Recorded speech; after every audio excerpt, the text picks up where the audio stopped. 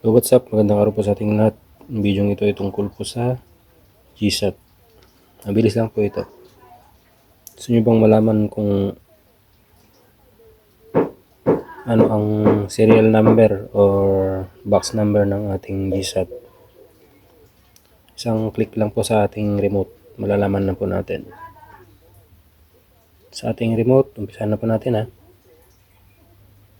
Sa ating remote, hanapin lang po natin ang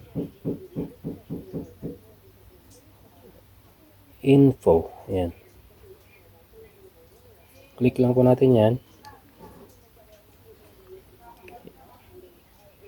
Yan, magpapakita na po yung information ng ating GSAT box.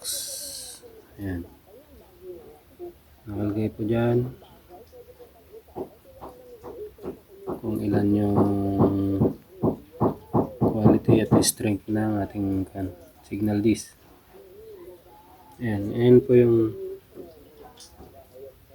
serial number or box number natin. Ayan. Ayan po yung pinapaloadan natin para mapanood natin yung ating paboritong palabas sa ating GSAT.